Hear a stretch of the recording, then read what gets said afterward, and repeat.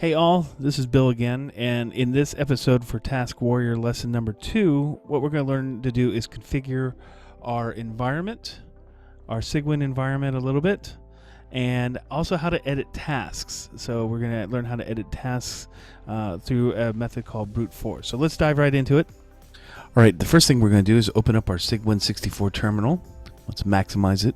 Next, we'll run the task command just to see if there's any tasks listed in the file. And there is not. So let's add some tasks. We're going to task add. We're going to do buy milk.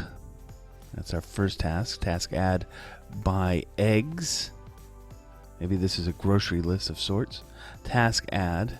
We're going to bake a cake. So if I do task list, now you can see I have my 3 tasks. To view the details of a task, I could type the task and then the task ID, and I can see all the details of the task. Now let's talk about the configuration of Taskwarrior for a little bit. I'm going to type ls-al, and this will give me a listing of all the files in my administrator home folder. If you recall from lesson 1, the .taskrc file has all the configurations for Taskwarrior.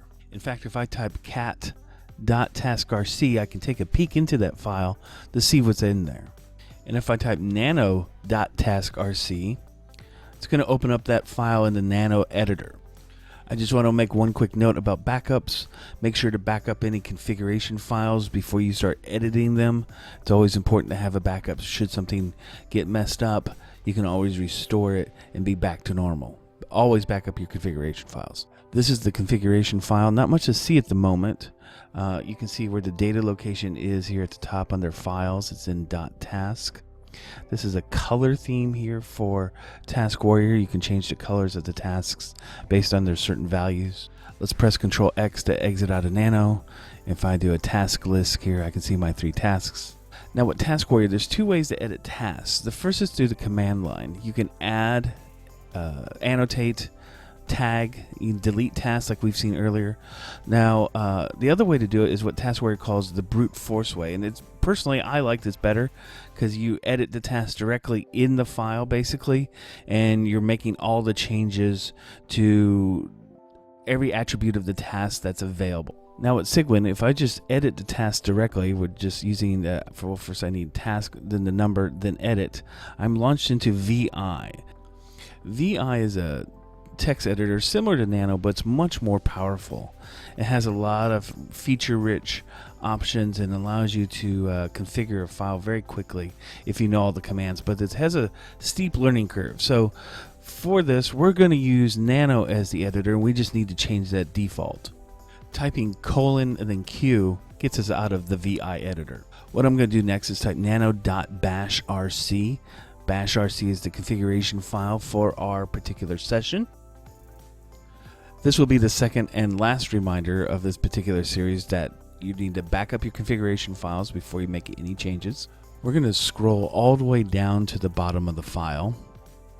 Then we're going to type export editor equals open quotes nano close quotes. We do Control X and then save. And then we're going to source.bashrc to reload the configuration for this current bash session.